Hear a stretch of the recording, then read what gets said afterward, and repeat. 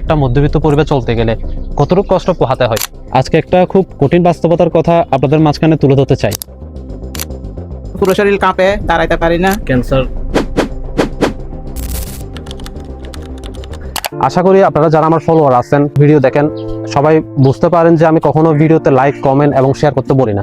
কিন্তু আজকের এই ভিডিওতে আমি আপনাদেরকে বলবো, শুধু বলবো না, রিকোয়েস্ট করব যাতে আপনারা আমার এই ভিডিওটা যার চোখের সামনে যায় সে একবার হলেও শেয়ার করবেন। কি কারণে শেয়ার করবেন সেটা আমি আপনাদেরকে বলতেছি, সেটা জানার জন্য লাস্ট পর্যন্ত ভিডিওটা দেখতে হবে। চলেন। একটি মধ্যবিত্ত পরিবারের গল্পে আপনাদের সাহায্যের হাত বাড়ালে বেঁচে যেতে পারে একজন মা। আপনি সাহায্য করতে না পারলেও এই ভিডিওটা শেয়ার করার মাধ্যমে সাহায্যকারীর কাছে পৌঁছে দেওয়ার জন্য অনুরোধ রইল। আসসালামু আলাইকুম। এই তো ভাই, আপনারা ভালো আছেন? মোটামুটি আলহামদুলিল্লাহ। আচ্ছা ভাইয়া, আমি একটা ছোট করে আপনাদের প্রবলেমের কথা শুনছি, জি। তো শোনার পরে মূলত আসছি আর কি। আচ্ছা। তো আপনাদের সমস্যাটা যদি একটু শেয়ার করতেন। হ্যাঁ, অবশ্যই। এটা আমরা তাহলে বসে কথা বলবো। হ্যাঁ, একটু বসে কথা বলবো। আমরা হচ্ছে মধ্যবিত্ত ফ্যামিলির সন্তান। আমরা দুই ভাই আর আমার আব্বা আম্মা। আমার আব্বা সামান্য কাঠ মিস্ত্রি। তো আমার ভাই ছোটটা লেখাপড়া করে, আমি একটা ছোটখাটো জব করি। আর আমার ক্যান্সার রোগটা ধরা পড়ছিল।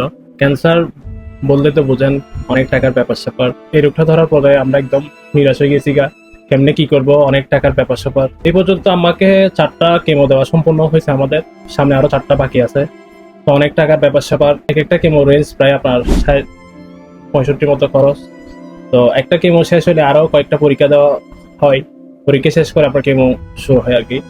তো এখন আমরা যে পজিশন আছি, আসলে ধরতে গেলে একদম 0 পয়েন্টে আছি। তো আমাদের আপনাদের সহযোগিতা খুবই দরকার। বিশেষ করে আদর ভাইয়ের যারা ফ্যান ফলোয়ার আছে তাদের উদ্দেশ্যে একটা কথাই বলবো, ভাইয়াকে যারা ভালোবাসেন মন থেকে, ওরা বিশেষ করে জিনিসটা দেখবেন, বুঝবেন, হ্যাঁ, এবং ভাইয়ের সাথে বিষয়টা নিয়ে শেয়ার করবেন। আর যারা ভিডিওটা দেখবেন অবশ্যই মাস্ট শেয়ার করবেন, একজন অন্যজনকে দিবেন, ব্যাপকভাবে ছড়িয়ে দিবেন।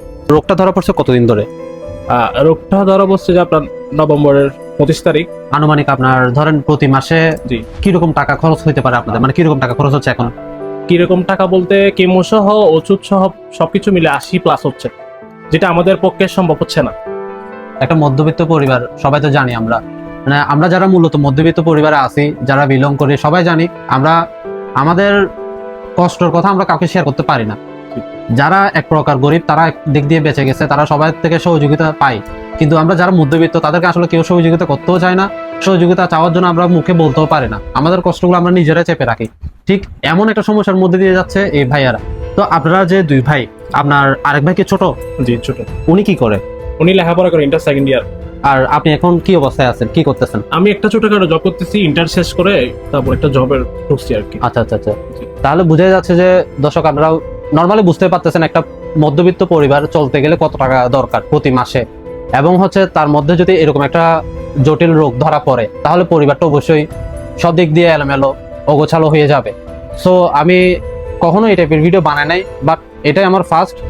কিন্তু আপনারা যদি ভালোবাসা দেন বা আপনারা যদি বোঝাতে পারেন যে আমার জন্য একটা মানুষের উপকার হয়েছে, তাহলে ইনশাল্লাহ আমি পরবর্তীতে আরো ভিডিও, এরকম টাইপের ভিডিও মেক করব।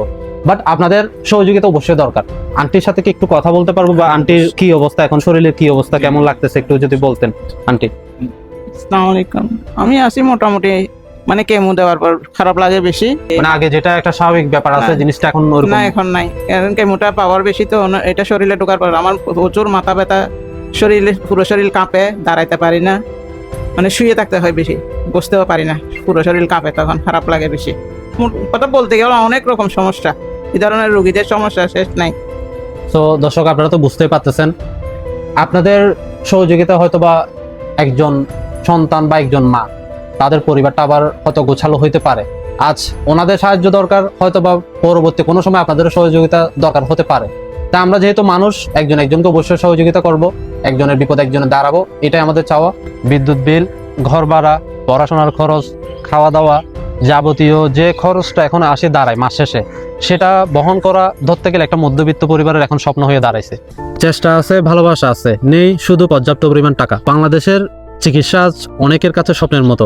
ডাক্তারের ফি, একের পর এক টেস্ট, মাসিক চিকিৎসা খরচ, এগুলো সবগুলো মিলিয়ে এমন একটা খরচ দাঁড়ায় যেটা আসলে যে কোনো মধ্যবিত্ত পরিবারের বহন করা স্বপ্নের মতো। এই পরিবারটাও ঠিক সেই লড়াইটাই করতেছে। চিকিৎসা শুরু করেছে, মাঝপথে থেমে যাওয়ার উপক্রম। শুধু টাকার অভাবে। আমি আপনাদের সকলের কাছে অনুরোধ করতেছি, যার কাছে ভিডিওটা যাচ্ছে সবাই নিজের পরিস্থিতি অনুযায়ী হেল্প করুন, এবং আমি বলতেছি না আমাকে হেল্প করুন, আপনারা এই পরিবারটাকে হেল্প করুন, একটা মার জীবন বাঁচান আর তাদের সন্তানদের ফিরিয়ে দিন তাদের মাকে। ভাইয়া, আপনি যদি আপনার হেল্প করার মাধ্যমটা বলতেন, কিভাবে আপনাকে হেল্প করতে পারে? জি, আমার একটা পার্সোনাল বিকাশ নাম্বার আছে। হুম। যদি আপনারা চান ওইটাতে আমার সাথে যোগাযোগ করতে পারেন। নাম্বারটা আমি বলতেছি, হুম। 0182809839। এটা আমার বিকাশ নাম্বার। আপনারা চাইলে আমার সাথে এই নাম্বারে যোগাযোগ করতে পারেন। ওকে, ভাইয়ার সাথে সবাই যোগাযোগ করবেন, সুযোগ সুবিধা অসুবিধা একটু খোঁজ খবর নিয়েন। আমরা দিন শেষে সবাই মানুষ, একে অপরের কাজে লাগবেই।